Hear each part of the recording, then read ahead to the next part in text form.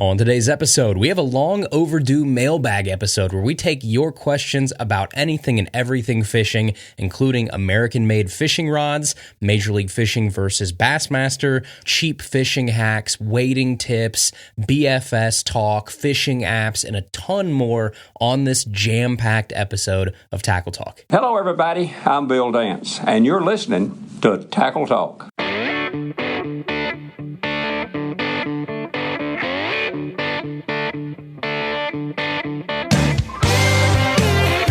Welcome to the Tackle Talk Podcast, brought to you by American Legacy Fishing and Outdoors. World-class fishing gear, unmatched personal service. Now, here's your host, Andrew Hayes.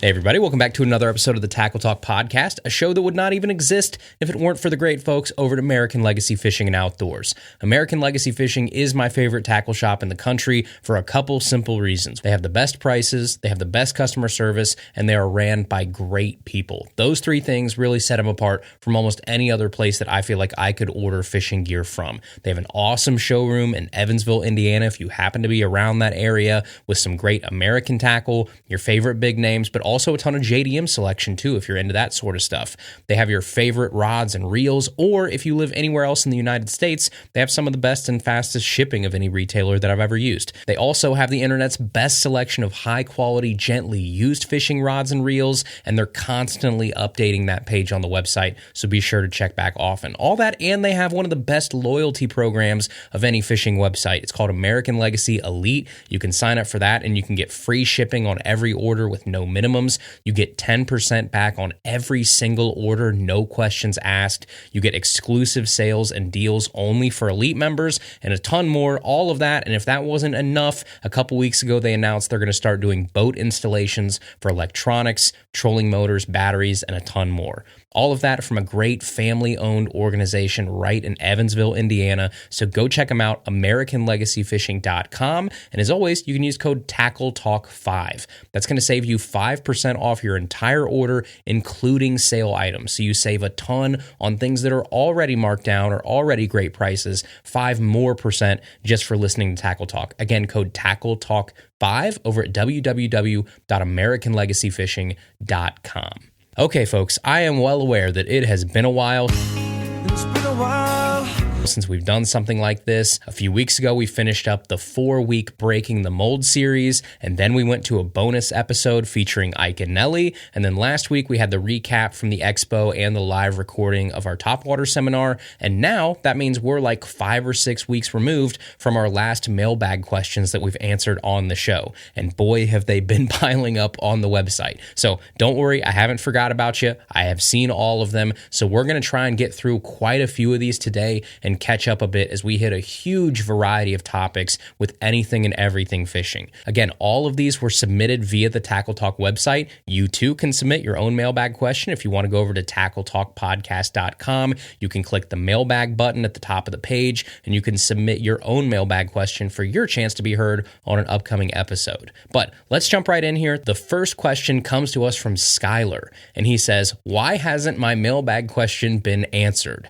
LOL, but serious. Thanks, Skylar." And honestly, I picked this question out to go first today because I think it will probably answer this question for a lot of you that have probably thought the same thing. So if you've submitted a mailbag question and it hasn't been answered, there could be a couple reasons why. One is because we may have already answered something very similar in a recent episode, and we really try not to repeat topics too much so that it doesn't get boring for everybody that's listening. Another thing could be that it was just too specific. That happens sometimes where it's like a situation that really would only apply to you and is not super applicable for everybody else that's listening to the show, so we try and be cognizant of that. Or at the end of the day, it could just be a numbers thing. The last time I checked, I think we had something like 2,000 entries to the mailbag, and that's just what's in the inbox, not like old ones or ones that have been deleted, so we just can't get to all of them. But I always say there's no limit to the amount of entries that you can submit, so you can always resubmit your question to bump it to the top, or you can try a different question. The more the merrier. Feel free to submit submit away, but there is just going to be like a numbers problem where there are so many questions submitted. We're just not going to be able to get to all of them, but there is no limit. Keep submitting. Chances are at some point you will hear yourself and one of your questions on the show. So the next question here, more on the fishing side, comes to us from Randy, and he says, Yo, Andrew, quick question I'd like to submit to the mailbag. I don't know if you've answered this before, but which pro fishing circuit do you enjoy watching more, Major League Fishing or the Elite Series, including rule changes, fish limits, and anglers overall? I lean toward MLF personally. Thanks, Randy. Hey, Randy, appreciate it. Okay, we're going to go straight to pro circuits here. Which one do I enjoy watching more? If you would have asked me that like 2 years ago, I feel like I would have had a really clear answer for you. I probably would have said Bassmaster and the Elite Series, but I really think MLF has done some good work in the past like year or so, especially this offseason. Of all of the rule changes, I think, regarding technology, I actually like Major League Fishing's the best because they're letting guys use forward-facing sonar for one period of the day, and then they have to fish 2 periods without it. So you're guaranteed to watch your favorite anglers fish just how you fish at home at least 2/3 of the time that you're watching. And you at least get to do that while still not outright banning it for the anglers who I guess probably consider that a strength of theirs. So I think it kind of is a good happy medium for the time being. Now, is it the perfect solution? No, it's probably not the perfect solution, but I think it's the best solution of the big circuits so far at least. But I like bits and pieces of both of them. I love the immediate fish release from the conservation side, so Major League Fishing gets a point there, but I also love the theatrics of an actual live weigh-in and the anticipation of like that winning moment between your top 2 anglers where there's still some mystery up there on the stage. I love that too, so that's a point in Bass's favor, and this is why I think this is such a divided topic a lot of times in fishing. Both circuits have their pros and cons, but the fact that they're actually different enough from each other now, I think means that they can both coexist at least for the time being, and that's something that I probably wouldn't have said like 2 years ago, especially when Major League Fishing went back to the 5-fish format for a year. But overall, I think your like big rankings, if you ask most anglers, are still going to be number 1 spot is going to be Bassmaster, number 2 is going to be Major League Fishing, number 3 at this point is probably going to be NPFL, and then everyone else is kind of below that. But I think Major League Fishing has made some great moves this past offseason, and the first 2 events so far have been pretty darn fun to watch. I would say the level of improvement from last year is noticeable, and much of that has to do with, I think, the new sonar rules. So credit where credit is due. I mean, think like last week when we got to watch Wheeler catch 80 pounds on day 1 of stage 2 without using his forward-facing sonar once. He just straight up no-scoped him. And if that doesn't get you fired up, I don't know what does. You should probably get your blood checked. So that's kind of like big overall thoughts, I think, on Bassmaster versus Major League Fishing at the moment anyway. The next question comes to us from KMS Fishing, and he says, Hey, Andrew, the podcast has been beyond great, and I've learned so much in literally 2 months. My question is, why is there a bass landing penalty in the MLF and not the Bassmaster stuff? I understand the fact that they don't have officials on every boat, so Bass couldn't track that, but why did MLF adopt that? Okay, so my short answer here is probably going to be MLF has kind of hung their hat on fish care, and I think this is probably just an extension of that. Major League Fishing adopted the immediate catch, weigh, release format, which rightfully so promotes better treatment of those fish, and it's just better on the conservation side. And in the same light, I think they probably look at boat flipping a 6-pound fish and slamming it on the deck of your boat as also bad for the fish. So that visual would not really be on brand for a circuit that hangs their hat on fish care and fish conservation, all of that. So I'm guessing this is just like an extension of that, and that's probably why they made the rule. They're really leaning into we're the circuit that takes care of the fish. I think that's where it comes from. The next question is from Catherine, and she says, Hi, Andrew. I was listening to your podcast that had your talk on topwater fishing at the expo. You mentioned a book you're reading written by a biologist. I'm curious what that book is. Also, The Scientific Angler by Paul Johnson is also a great read. Thanks, Catherine. We also had a couple others like this, I think, too. So this is like an example of kind of lumping some of these in together. Trevor, if you're listening, I also got your question on book recommendations. So we're going to kind of answer all of these at once here.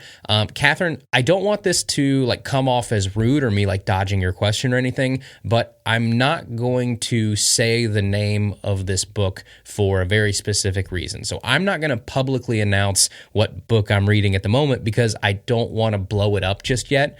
It's already a very, very hard book to get your hands on, and it's a very highly regarded book in bass circles. It's very rare. It's no longer in production, and this book already sells for like $100, $150, $200 used just for a paperback copy. So if you know already, then you probably know what book I'm talking about, and I don't need to tell you what it is. If you don't know what book I'm talking about, I promise we will get to it at some point, but I don't want to mention it on the show right now because I don't want to skyrocket that used price of the books that are actually out there. There are very, very few copies of this that are even out there for sale, and I'm not ready to make the people who already know about this book mad yet, because I know the second that we announce what the name of this book is, the used copies on eBay or anywhere else, the price will skyrocket. It just happens. There's only like a handful of them probably that are on eBay at the moment. They already command a very high price,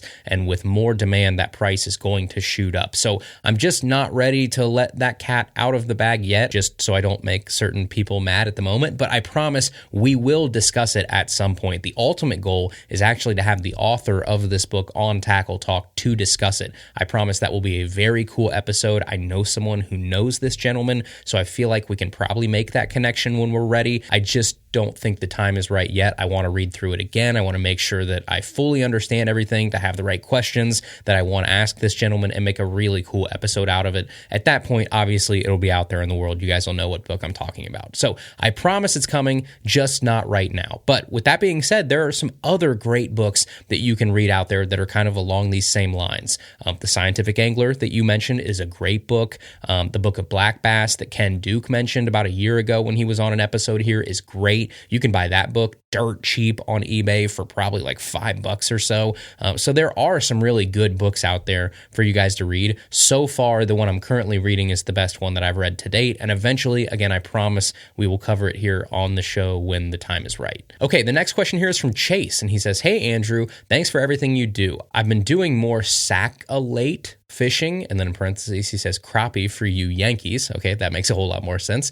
Lately, since it's their spawn season. I don't really like spinning tackle, and BFS casters are just so much more expensive. I know you're not a big fan of BFS gear, but do you think I could get away with a Shimano SLX? I'm usually throwing a 1/16 ounce jig head on 6-pound mono, but I don't want to spend more than $120 on a new casting reel. Also, we appreciate your hard work getting these episodes out every Tuesday without fail. Well, thanks, Chase. I appreciate it. I've never heard a crappie called a sack-a-late before. I don't know where you're at. That kind of sounds like it would be like down in New Orleans or somewhere like Louisiana, more like Cajun-style things is what I think when I hear that. But I've heard them called like specs and a whole bunch of other stuff. That's a new one, sack-a-late. Shows how uncultured I guess we are up here. We just call them crappies. But yeah, to answer your question, you're right. I'm not a big BFS guy, so I'm right there with you. An SLX probably can throw a 1/16 ounce jig head if you really need it to, but it's not going to be fun. It's just not what it's made for. I know you said you're not a fan of spinning gear, but for a 1/16 ounce jig head with what I'm probably assuming is like a minnow style bait or a small swim bait or a soft plastic, a spinning rod is probably the best choice. It's literally why they exist. So I don't know why you don't like them, but they do exist for a reason, and this is one of those reasons. Light lures, finesse tactics, 6-pound line, spinning is probably going to be your move. And I know that you're not going to like that answer. That's not the answer you want to hear, but I think it's at least the right one. Yes, they do make like crappie bait casters if you really want to go down that road and start exploring them. I'm not an expert on those by any means. I just know they do have really small that almost look like small versions of like a round reel or something. So you can look at those, I guess. I'm not real sure on those, but especially if you don't want to fork over the money for a super expensive and, in my mind, unnecessary BFS combo, I would just kind of point you towards spinning gear, even though I know you don't want to use it. The next question is from Mike, and he says, "Hey Andrew, I have a question about low-cost and budget-friendly fishing hacks or solutions. You did your top Amazon finds, but are there other places like Harbor Freight, Home Depot, or dollar stores where you can find budget solutions to store gear or easy travel packing or just easy hacks to make your kayak, your vehicle, or your garage storage better? There are high-dollar solutions to everything, but sometimes a cheap dollar store Tupperware can do the same thing as a $25 bait keeper."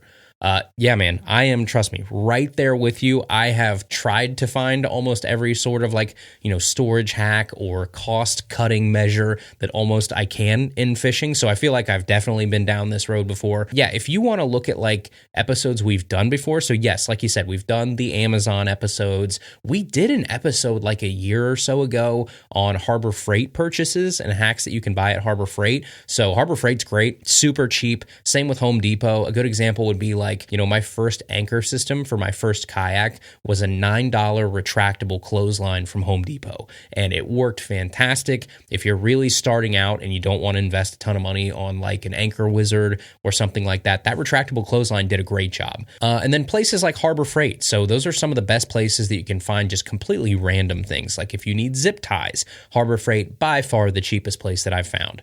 If you need dry boxes, a great place is Harbor Freight. If you're looking for rope or paracord or wheels to make a kayak cart, pliers, very simple kind of random things that would probably cost 2 to 3 times as much at a different store like Home Depot or Lowe's, Harbor Freight is the way to go. But other than that, some easy travel packing or kayak, vehicle garage storage tips, I would say it kind of goes without saying, but pegboard is your friend. My garage has a ton of pegboard in it. I went and bought it on Facebook Marketplace back in the day. I found a guy selling a bunch of pegboard, so I just bought it, put it in my truck, and then started nailing it to the wall of my garage. So that's worked out great. Some other things like kayak storage, I would say a $20 kayak lift system was one of the best things that I ever bought. You can get them off Amazon for, again, 17, 18, 19, 20 bucks. And it lets me raise that kayak so that it's higher up in my garage so I can still park my truck in the garage. If you have a tall enough garage,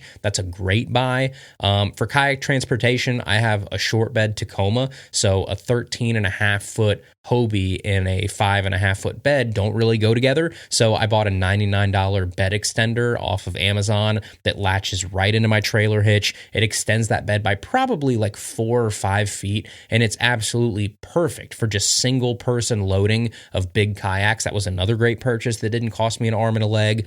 Some other ones, so a dumb one would be silica packets. I like little silica packets, like those things that come in your beef jerky. I buy those and put those in my tackle boxes because silica absorbs moisture and it stops corrosion. You can get them dirt cheap on Temu. You can buy them a little bit more expensive, but still pretty affordable on Amazon. I think on Amazon you can get 50 packets for $9 and free shipping. And then you just put 1 or 2 of those in your tackle boxes. So when I inevitably put my lures away wet, at least you have something in there to help a little bit. And even if it saves 1 lure, right? You're paying $9 for 50 packets. If you save 1 or 2 lures from getting corroded, they pay for themselves. So that's a great thing that I've been using. Don't use the ones that actually come in the beef jerky because they're already used at that point. Buy new ones. They're super cheap anywhere on the internet. Buy them and put them in your tackle boxes. So there's some real random hacks, I guess, quote unquote, that you could say. But yeah, there's all kinds of things you can do to save a ton of money in fishing, especially the kayak world. PVC is your friend. Just walk down the aisle of Home Depot or Lowe's and see all of the cool things that you can make with PVC. PVC is relatively inexpensive. It's not as inexpensive as it used to be 5 or 10 years ago, but still in the grand scheme of things, it's a great material to build things with if you're trying to mod out your kayak. But yeah, there's some for you to consider. Appreciate you writing in the question and hope that helps, Mike. All right, the next question here is from Robert, and he says, "Hey Andrew, longtime listener here, and I don't mean to flex, but I've been here since December of 2019 or January 2020. Anyways, you never tell fishing stories other than the 6-pounder that you caught on the rooster tail, but I was wondering if you could tell tell us a brief story about your biggest smallmouth and your biggest largemouth, even though you don't do it often, and I know it goes against the purpose of the show. Thanks. Well, first off, Robert, thank you for being like a real early listener. I mean, you were in probably, I don't know, the first couple months of the show then, so I appreciate that. That's way back. So since you've been here from pretty much the beginning, you know, and most of you listening probably know by now that I don't really tell fish stories on here because I know that's not what you guys come here for. I'm not here to brag about the fish I caught last week or just sit here and kind of like relive fish catches. I feel like that's kind of a lazy and not really a beneficial thing to do on a fishing show for you guys. So instead, we do a lot of legit prep and different topics and discussions, hopefully, again, to help you be a better angler and not just sit here and listen to me talk about fish that I've caught. But with that being said, I guess if the mailbag requests it, then we can throw a couple in here for you. So you specifically asked about my biggest smallmouth and my biggest largemouth. So my biggest largemouth ever, Alexander, if he's listening to this, he was a listener back in the day, and he wrote me pretty early on, and he was like, hey man, we should go fishing sometime soon. And, I didn't have anything better to do. And I said, yeah, let's do it. So we met up outside of town and we hopped on some four-wheelers and we went back to this old rock quarry to fish for a little bit. And we got off the four-wheelers and we got our stuff ready, and we were standing on what was probably like a 2-story tall cliff just overlooking this big rock quarry. And I, for fun, rig up my jig and I flip it off the cliff down into the water. I don't know, like 20, 25 foot down. And I'm just sort of playing around. And on like the 4th or 5th pop of that jig, I got smoked. And I set the hook and I'm sitting there fighting this giant largemouth from like 2 stories up. It's so far below me, you can barely see it, let alone how big it is. And so I just kind of like get ready to either, let it go or try and bank flip it to a place where I could run down real fast and get it and unhook it. And then Alexander runs down, like straight down the cliffside, and gets right to the water's edge and grabs it as I try to kind of like guide it closer to the shore. Huge team effort, big shout out to him. But we landed this fish and it was way bigger than I thought it was because I was so far away and I was so high up. And it was just a situation that never should have resulted in an actual fish catch. Should have lost that fish like 10 times. But it weighed 6 pounds and 12 ounces, which for Ohio water is an absolute unit. And even cooler, I caught it on one of my homemade flipping jigs with a good old-fashioned Havoc Green Pumpkin Pit Boss as the trailer. Just a really special catch, wild fight. I'm not going to do it justice in this story, but an absolute train wreck of a series of events that actually led to this fish getting landed. And, it became my personal best that still stands to this day. And then my personal best smallmouth, so that came out of the river last year. Me and Ryan were kayaking, and we had these fish patterned pretty well. It was just that magic time of year in the fall where you kind of know what's going on and you've got them pretty figured out. It's that perfect temperature pocket where those big fish really kind of wolf pack up and they get overly aggressive for like a week or so before they just kind of disappear. And we get in position to make this very specific cast, and Ryan makes the cast first, hooks one, a big one, and then in our experience, they're in a big wolf pack. So there's always like 2 or 3 followers right behind them. So without even being able to see if there were any followers or not, I toss a big like 7-inch KGB resin shad in like a moon pie pattern right behind where he caught that first fish in that sort of sweet spot to maybe try and pick up a follower, and bam, 2 fish came up almost full breach and hit that shad on like the 2nd or 3rd twitch. And I hooked one of them. I fight it. I get it to the net. And it ends up being my first and still to this day only true 21-inch on a board, mouth closed smallmouth from the river, and my first real 5-pound river smallmouth that we had weighed. So we get a lot of like 19-inch, 20-inch fish around here, but they're skinny river fish. They're fast, they're mean, they're just like full muscle. And again, they don't have big bellies on them or big broad shoulders or anything like that. This fish was built like a lake fish. It did have those big broad shoulders. It had that beefy fat tail, just a real river beast. So to this day, that's still my biggest smallmouth around here, 21 inches, 5 pounds. And I've literally got, as I sit here and record every single week, I've got a replica of that fish on the wall right in front of me. Shout out to Dark Corner Customs. He did an awesome job with it. And it stares me in the face every single week, but it is a really cool reminder reminder, I always said if I got a fish that was like a true 21 or a true 5-pounder, that was when I would start to think about getting a replica made. And that fish was, a fun enough fight, special enough, obviously with one of my best friends, just a really cool experience, a really cool fish that I wanted to kind of immortalize. And it's right here above me in the studio every single week. So there are really quickly two of the stories of, I guess, my biggest smallmouth and my biggest largemouth, both here in Central Ohio. All right, the next question here is from Tyler, and he says, "Hi, Andrew. I'm coming to you from your neighboring Hoosier state of Indiana. It's also extremely cold here, and our non-moving water has been frozen for weeks. Our forecast is showing some warmer weather in the coming weeks, and I'm curious what lures you would recommend in my local neighborhood pond as they start to thaw out. I've had luck in the past with large swim baits like a Berkeley call shad or some other large hard baits, funny enough, but I'm also looking for new ideas to expand my horizons. I'm not a fan of jigs. I'm going to work on them this spring and summer as my fishing New Year's resolution to learn to love a new lure, but wanted to hear your thoughts. Thanks in advance and tight lines, Tyler." Well, hey, Tyler, this is a pretty easy one for me, I think. I've got a very, very simple answer for you. I've got 2 words: blade bait. Blade bait, blade bait, blade bait. Hands down, my favorite ice out pond bait around here this time of year is a blade bait. When that ice melts, you can chuck and slow roll a blade bait, just a constant speed, like a small, I'd say like 1/4 ounce or so. I usually run the Cabela's Mean Eye blade baits. They're fairly inexpensive. They do the job just fine. I usually have 1 gold and 1 silver with me. That's all you need. And you just cast and wind. Or you can cast and slowly kind of lift up and let that bait fall, kind of like the yo-yo method. But just get you a 7-foot spinning rod, 10-pound braid, and then the snap that you run that blade bait on, like the Cabela's Mean Eye has 3 possible holes that you can hook that snap into on the top. The one closest to the head of the blade bait is going to let that bait go deeper and it's going to vibrate a little less. The one closest to the tail of that bait is going to keep that bait a little bit shallower when you reel it in, and it's going to vibrate more aggressively. And then the middle one is obviously in the middle of those two. But a lot of times I'm running it either on the very back hole or the middle hole.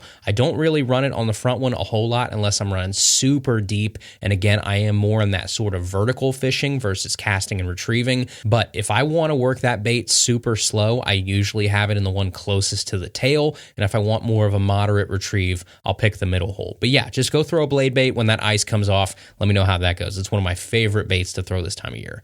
All right, the next question is from Dave, and he says, "Hey, buddy, love the podcast. You've helped me so much, and I can't thank you enough. My question is, how would you calculate the temperature of water? I live near Vancouver, BC, and my body of water that I love to fish is 6 foot deep at the deepest point. I'm wondering, is there some sort of equation or something to give me an idea on how to calculate water temperature from my couch? It gets really tricky to determine water temperature, or at least get a ballpark. During the spring, our daily temperature has a low of like 40-ish, and can come up somewhere around 60 degrees-ish during the day. Would you just split the difference and say the water temperature is about 50? I also want to know your thoughts on the Bassmaster jig. I've recently purchased some online, and I'm wondering why they're not talked about more often. I hate when I'm fishing vegetation and that darn weed guard just comes up with a load of salad. Is there any other jig you would recommend that doesn't have a weed guard that you can rig weedless with more of like an EWG hook? I see some with a removable head, but I'm not sure about those. Also, what are your thoughts on side-mounted trolling motors for kayaks?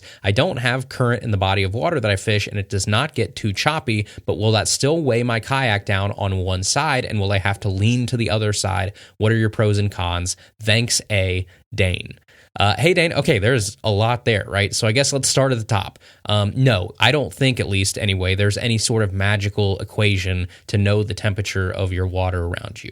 If there is, somebody share it with me. I'm not aware of it. I've never used anything like that. The way that you calculate water temp, or at least the way that I calculate water temp, is unfortunately you go and measure it yourself. So get you like a 99-cent water thermometer or something, go throw it out there, put it in the water real fast, and get your water temps. That's the best way to do it. Or if you want to get just a relative temperature for your time of the year while you're on the couch, you could check like nearby Army Corps of Engineer gauges. You can do that online or on their website. There should be some around you somewhere. Or you can look at something like River App. So that's what I use. Or any of those other apps that tell you like information about local area rivers or lakes or discharges. They usually tell you water height, water flow, and then some of them will tell you temperature. But that's the only way that I know how to check it without going out there and actually doing it yourself.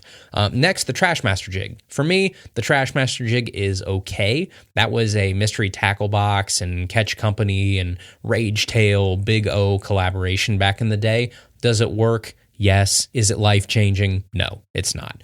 If I want to flip somewhere with a bunch of weeds and I want an EWG hook, I'll just peg a Texas rig versus trying to find a jig with an EWG hook in it. So if you really want a skirt, I would say you could probably peg like a punch rig or something, and that'll do almost the same thing that you want it to do.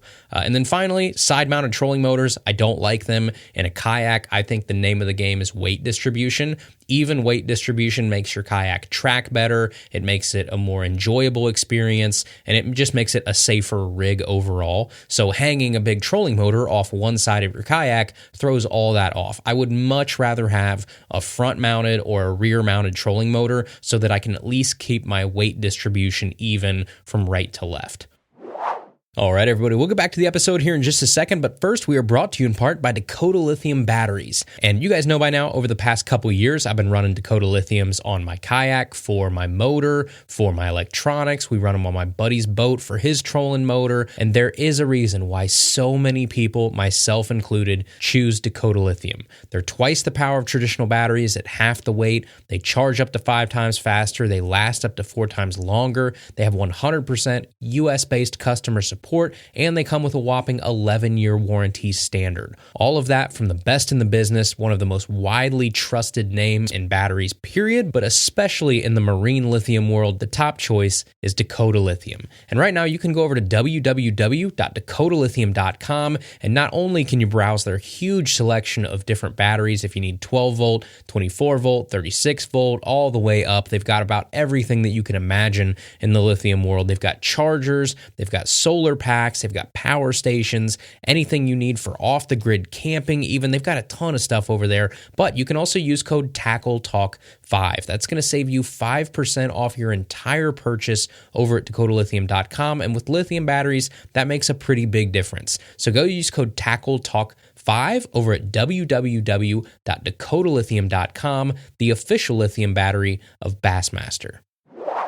All right, the next question here is from David, and he says, "Hey, Andrew, I just got my Clutch Eco in Pro Blue using your 25% off coupon. What a great example of delivering on the podcast's mission to save listeners money and learn about new fishing techniques. Plus, my Battle Baits minigun spinner baits just arrived and look amazing. You can really tell that these are handmade, high-quality baits, so thanks for that as well. My question, I'm a newbie to glide baits, and I'll be throwing the Eco on a Shimano SLX swim bait rod, the 7.3 medium heavy model, rated for 1 to 4 ounces. It's got a nice soft tip for accurate casts and plenty of backbone, but it does have a fairly moderate overall action. So I'm thinking of balancing that out by using braid to a leader. Do you think that makes sense? If I do decide to use straight fluoro at some point, what pound test would you recommend? My preferred brand is Seagar and Vizex. I'll be throwing this on a Daiwa Tatula 200. Thanks again for everything you do for the fishing community, David Bronstein."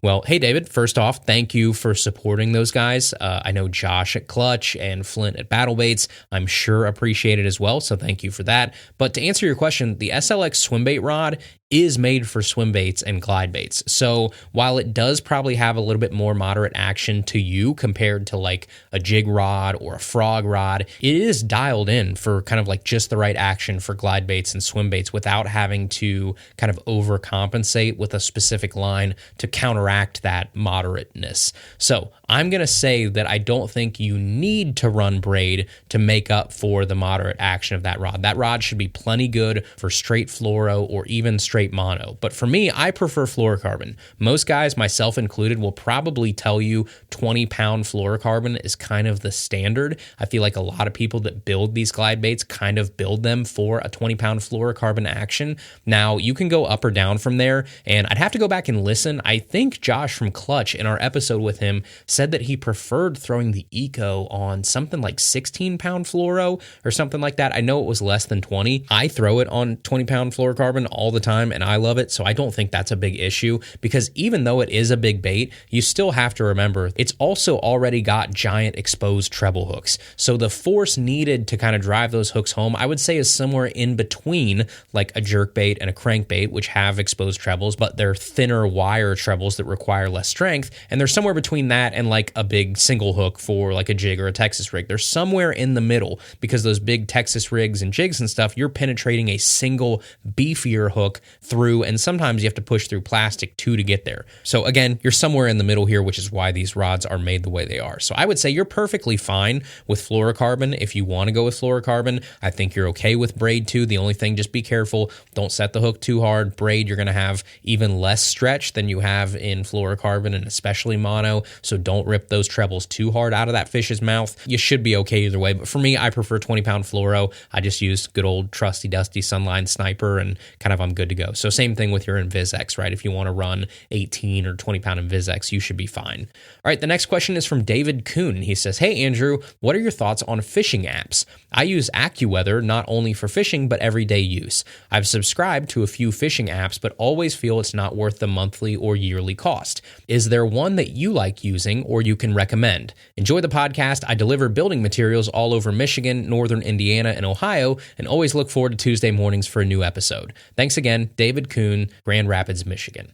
Well, hey, David, in short, I pretty much hate all fishing apps. I'm not going to sugarcoat this at all. I think they're either unnecessary or they're too expensive. Very few of these fishing apps fall in that middle. So I subscribe to River app. That's the only app that I actually pay for, and we mentioned that earlier. That way I can look up all of these gauges and see the speed and the height and sometimes even the temperature of rivers and lakes and spillways and things like that around me. It's like $2 or $3 a year. It's almost nothing. Very, very helpful. I would recommend that one for sure. For weather, I just use Weather Underground, or sometimes it's written as Wunderground, WUNDERGROUND. Now, it's free, but it's not the most user-friendly app, but I think it's the most accurate in my experience when it comes to true weather things. So barometric pressure, wind, precipitation forecasts, and totals, all that type of stuff. In my experience, Weather Underground is the best. And the only reason I know about it is because that's the one that we use at my regular job. So my normal job, I work for a baseball team, and weather prediction and accuracy is everything to us. I mean, one wrong prediction that makes us, start a game we shouldn't have started or delay a game that we shouldn't have delayed, that can cost like hundreds of thousands of dollars in lost revenue in the long run. So this is the weather service that I trust for that. It's free, it's accurate, and I think it's a must-have. So that's the weather app that I usually use. And then there are some other ones that I would love to have, but I'm just not going to pay for. The Windy app is one of those. It's a scary, accurate wind model app and mapping, and it's really slick, but it's like $60 a year, which I am not paying for. I also hate FishBrain. Don't even get me started. We could do a full episode on the reasons why I hate FishBrain. But I think if you have a gauge app like River app and you have a good weather app like Weather Underground, that's all I really need. And then for like marking my spots and stuff like that, I just use good old-fashioned Mr. Google Maps. That works for me. And those are really the only 3 apps I'd say that I probably use on the fishing side of things. Okay, the next question is from Chance, and he says, hey, Andrew, I've been a big fan of the show for years now. I'm looking forward to seeing you again at the Columbus Fishing Expo. So this was obviously like a week or 2 ago. I have a question and an idea for a segment for the show. I also live in Ohio, a state that's notoriously known for tough bass fishing. In my experience, I tend to agree. My question is, what do you think it is that makes Ohio, or any state, a difficult place to fish? Is it weather, or lack of quality fisheries, or something else completely? I can't help but wonder if the fishing really is better somewhere else. As far as the suggestion, and feel free to cut this, I think it would be cool to have a recurring segment on the show where you talk about the tackle and lures that you've been into recently. I could see something like the American Legacy Fishing Lure of the Week being pretty interesting or popular. I can't imagine I'm the only person who likes to hear you talk about tackle or learn about new lures to buy. Just a thought. Again, appreciate all that you do, and thanks so much for putting out the great content every week. All the best, Chance. Well, hey, Chance, first off, I'm sorry that you're stuck in Ohio, just like I am.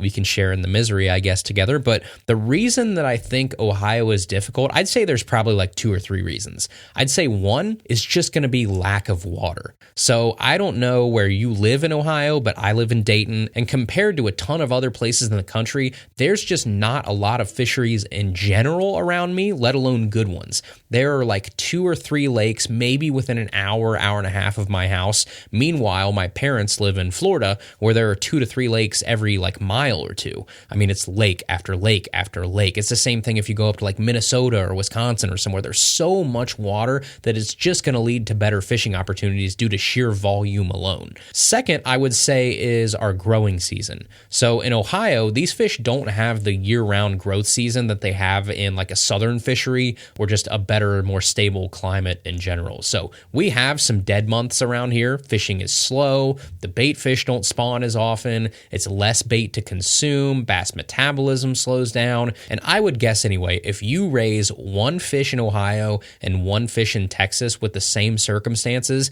I would bet pretty heavily that the fish in Texas grows at a faster rate because the catalysts for growth, like bait reproduction, activity due to higher water temps, more stable climate, all of that type of stuff are just better in those places than they are here. And then the big one, and I think this is probably like the biggest reason, is what I'll call pressure per acre. So I think in Ohio, we probably have one of the highest ratios of people actively fishing to available water to fish. We probably have more anglers per acre of fishable water than most places in the country because we have a huge population of anglers, we have huge license sales and people that want to fish, but we have such a small number of places to fish, relatively speaking, at least here in like central and southern Ohio. Now, if you go up to northeastern Ohio, totally different story. You've got some Great Lakes up there. You have actual Great Lakes up there, like Lake Erie, but then you have some other really, really nice lakes within like an hour or 2 of you up there that actually have great fishing. Down here in like the central or southern part of the state, it's just rough in terms of number of places you can fish, while the population of people that want to fish is still huge. So I think all of those are factors into why it's tough fishing around here. When you combine subpar fisheries with our subpar growing seasons and then a ton of fishing pressure, you just don't necessarily have a recipe for like a big bass heaven. And then to briefly hit on your second question there, I'll give you my really quick kind of philosophy on why we don't do a something of the week segment usually, especially with baits. So if we did like a bait of the week or a lure of the week, I don't do that because that would mean you have to pick or have to spotlight a bait each week versus just picking lures and baits when they actually deserve it. So like if we had to pick a bait every week over the course of the year, I would pick some just because I have to have a lure that week to talk about and not necessarily because I really feel passionate about it one way or the other. So that's why I don't do something like that. I would rather do something like the 4-part series we just did, where I waited until I felt like I had 4 companies and 4 products that I had used that I really, really liked and I felt passionately enough about to have really good conversations about them. I had used their stuff and I had sort of deemed them, quote unquote, worthy of doing an episode about, versus just picking them because, oh crap, I need to pick a bait this week for the lure of the week segment. So I hope that makes at least a little sense. That's how I look at those sort of things. I would rather do it on a merit-based system or just in cases where it's like I feel good enough or strongly enough about this bait to talk about it versus saying, okay, we have to talk about one specific bait each and every week. And then by default, there are going to be certain weeks where that bait is probably less deserving of being on there than other weeks. So I hope that makes, again, a little sense. I hope that sheds a little bit of light on why that's something that we don't really do here. And who knows, maybe that'll change in the future. But right now, that's just kind of my thoughts on why we don't do like a lure of the week. All right, the next question here is from Chase. And he says, hi, Andrew. I've been listening to your podcast for about 1.5 years now, and I love your podcasts. It's my #1 fishing channel. I have 2 questions. One being, how do you make a budget when it comes to fishing accessories, line, rods, reels, and lures? And 2 being that I've had problems with treble hooks bending. What are some treble hooks you would recommend for topwater poppers and walking baits, as well as crankbaits? Thanks and tight lines, Chase. Hey man, so for budget wise, I'd say that all depends on your situation. When I was younger, I would actually set hard budgets. I would say like, okay, maybe I'm allowed to spend $10 a week on new lures. or $20 a week on new lures. If I wanted something that cost $40, well then okay, I had to wait, 2 or 4 weeks to actually buy that thing. That helps. Hard budgets do make sure that you don't go out of hand on certain things, or you can set it up like an annual budget if a weekly or a monthly budget doesn't make a lot of sense. So you could say, okay, this year I'm going to spend a total of $500 on new lures, or I'm going to spend $1,000 on new lures. And then you can budget accordingly because you're probably going to spend a little bit more money in the, spring and summer than maybe you do super late fall or going into winter. So maybe that makes more sense. But now it's just kind of like my personal discipline. I've fished for long enough to be able to step back and go, okay, Andrew, yes, this looks cool. Do you really need it? Are you really going to use it? Or are you just buying it on more of like an impulse buy or because it's on sale? That's my biggest problem. When I see a sale price or, a red X on something, my redneck brain says I immediately must buy that before it changes. And if it's something that you need, then great, right? Buy it, save a bunch of money. That's awesome. I'm all about that. But I used to go a little hog wild on sale items. And recently I've kind of learned to dial it back a little bit, at least to like a healthy amount. I'm not going to lie and say that I don't, take advantage of a great sale when maybe I don't need to, because that's just human nature. But I've at least got to the point where it's healthy versus borderline bankrupting myself. So it all depends on your financial situation. As far as treble hooks, I'm going to give you an unpopular opinion here. Yes, owners are great. Gamakatsus are great. You can't go wrong with either of those. But don't sleep on Berkley Fusion 19 treble hooks. Seriously, bang for your buck wise, one of my favorite trebles out there right now. So like owner, ST36s are probably going to run you like $1 a piece if you buy them in, a 6 or an 8 pack or whatever they are. Great trebles, but I think a Fusion 19 is probably closer to 60 to 70 cents a piece if I had to guess, and I've liked them a lot. So there's a little sleeper recommendation for you. Fusion 19 trebles are no joke. All right, the next question is from Jimmy, and he says, "Hey, Andrew, thanks for creating such great content. I've been a dedicated listener since 2020, and I've always appreciated your thoughtfulness in creating the Tackle Talk podcast. Like you, I'm a Midwestern bass and muskie addict. I've started throwing glide baits for bass this fall, and it's been wildly successful. I've caught more 4+ pound fish in the fall on a KGB Chad Shad than ever before. I even caught 3 40+ inch muskie on it. My question is, do you throw expensive glide baits in waters where you have pike and muskie? And if so, do you run a leader? I'm worried that if I step up to a nice resin bait, I'll lose it to a toothy critter. Thanks for your time and for answering my question too. You've been a fishing inspiration. Best, Jimmy." Well, thanks, man. Appreciate it. Thanks for writing in. This one for me is probably going to be pretty easy. If I'm only fishing for bass and there aren't really many, toothy critters around, then I really don't worry about it too much because I almost always throw it on 20-pound fluoro like we talked about earlier. So not a giant deal. And 20-pound fluoro will hold up to, some pike and some muskie because it's fluoro and not braid. If it was braid that I was throwing, I'd be a lot more worried. But if I know that I'm around muskie or pike a lot, then yeah, I'll throw like a beefier sort of musky leader on there, sometimes even a wire leader, because at the end of the day, I would rather err on the safe side and not lose a $170 resin glide bait if I can help it. I'll take maybe one less bite or something to just make sure that I don't have a day where I go back to the boat ramp and I've lost, $200 or $400 in lures. I can't do that. So yeah, you might look into some beefy musky leaders, especially if you're normally used to using braid, but you can even go like fluoro or mono predator leaders. You don't have to go for like a steel leader, but I would just go with something a little bit beefier if you are going to step up and go fish, $170, $180 glide baits. If you're in an area that has 40+ inch muskie, like it sounds like you are, probably not a bad idea. All right, the next question is from Zach, and he says, "Hi, Andrew, huge fan of the show. Makes my Tuesday drive into work much better. I'm wondering if you have any experience with the G-Crack Bellows Gill or the Q-Bomb. I recently ordered a pack of both, and this is my first experience with any sort of JDM baits. Any rigging tips or general tips on how to fish them would be much appreciated. I've been staring at them all winter long on my bait wall, and I'm super excited to throw them. I'm located in the Cincinnati area and primarily bank fishing ponds targeting largemouth, although I did recently get my first pair of waders and a stand-up paddleboard for fishing also. I'm hoping to do some creek and river wading this spring and summer and also get out on my new stand-up paddleboard a few times. Any advice for first-time waders or paddleboard anglers would be much appreciated also. Thanks again, Andrew. You're the man. Zach." Okay, so let's start with like the JDM bait. So I'm not a big expert on JDM weird stuff, so I'll start with that. But with the G-Crack Bellows Gill, it's a pretty versatile bait from what I know of. I've seen people throw them on big jig heads or scrounger heads. I've seen people power shot them. I've seen people throw them on the back of chatterbaits. Belly-weighted swim bait hooks are really popular for them. There's a ton of different ways to rig that bait.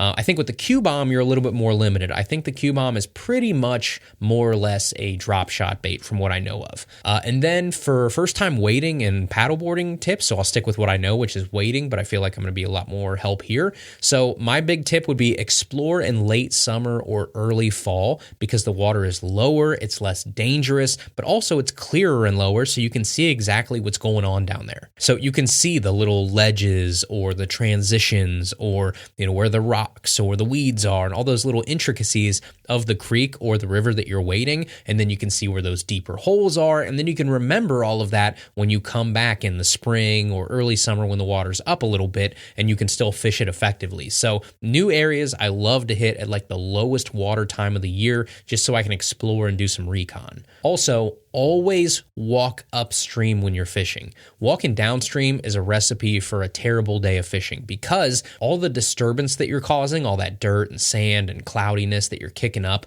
flows downstream. So you are alerting those fish a whole lot sooner before you even get there that, hey, something is up if you're going downstream. If you're going upstream, you can be way more sneaky, and you're also guaranteeing that your cast is coming back downstream the natural way that bait flows. So that's another tip there. Also, always tell someone where you're going or turn on your location services on your phone. I've had some pretty rough falls out there, and I've had some issues out real far away from civilization by myself. Luckily, they all ended up okay, but a couple of those could have gone real wrong real quick.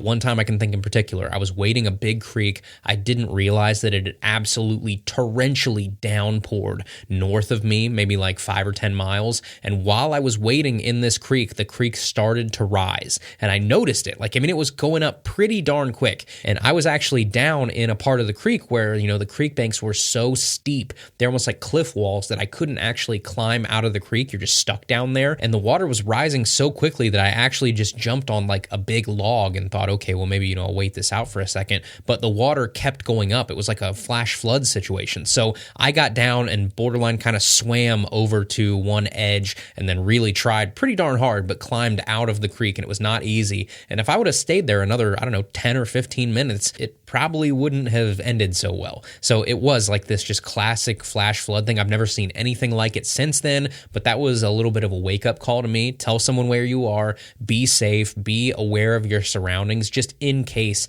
something weird like that does happen. The last thing I would say is don't bring too much stuff. Bring the basics, bring a small tackle box, bring a dry bag with one rod, some water, a snack, and just go. Don't try and bring the whole tackle box with you. Don't bring every lure you've ever bought. If you're waiting, you kind of have to make up your mind before you even leave on the top handful of baits that you might throw that day and just stick with those. Otherwise, you're going to be miserable and you're going to bring too much. So there's my tips for first-time waders, I would guess. All right, the next question here is from Ethan. He says, hey, Andrew, I'm wondering if you could do an episode or part of one on American-made rod companies. After the Dobbins fiasco, I can see the writing on the wall, and I'd like to make a full switch in the future to an American-owned, made smaller rod company that still has the diversity and lineup that Dobbins has.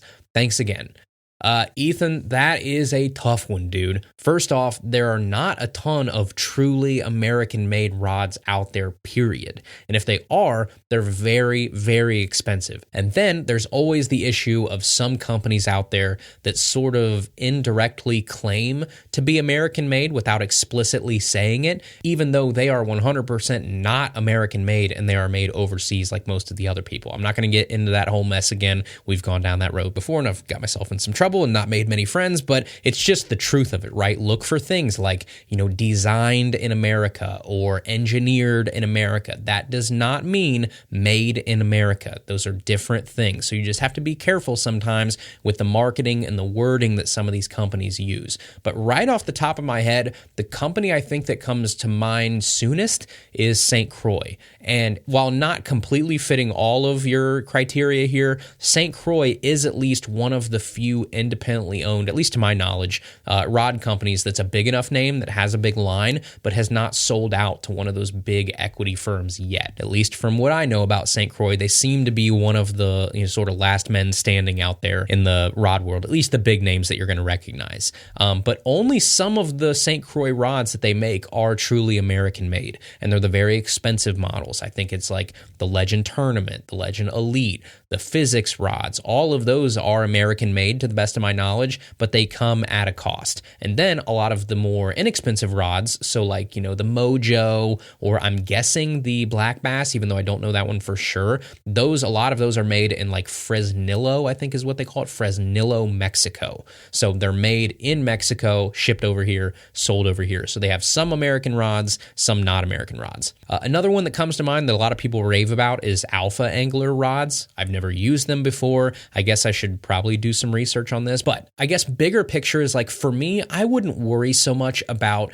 made in the USA as much as I would about customer service and warranty in general. Foreign made is fine with me as long as, one, the company admits it and doesn't try and deceive the customer, which some of these companies kind of do, and two, as long as they still have great customer service and a warranty that they stand behind. If that's all in place, I don't have an issue with you being a, foreign made rod. So many of the things we buy on a daily basis, so many of the things in our everyday life are foreign made. We live in a global economy. If you want a good rod but don't want to pay $500 for it, then chances are it's probably going to be made somewhere other than the United States. And again, that's fine as long as the company is still a good company behind them. And I think that's the problem that you're starting to identify with like the Dobbins issue and stuff like that, right? When they sell, you don't know who they're selling to. We knew Gary Dobbins. We knew what he stood for. We knew how he ran his company. And when you actually sell to like a private equity firm, some of that goes out the window and you don't know who you're dealing with anymore. Warranties may stay for a time, or customer service may keep up for a time, but at some point,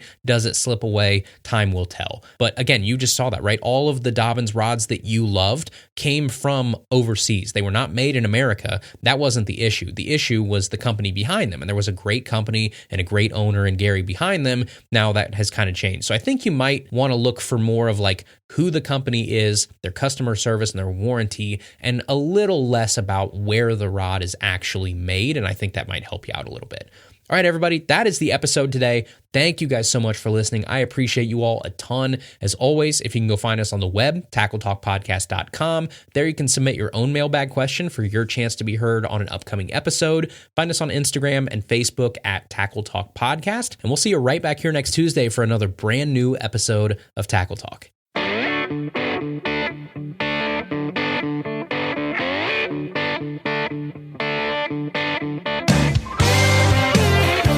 Thank you for listening to the Tackle Talk Podcast. Tackle Talk is produced by Andrew Hayes. Copyright 2021. Please subscribe on Apple Podcasts, Spotify, or wherever you listen to podcasts.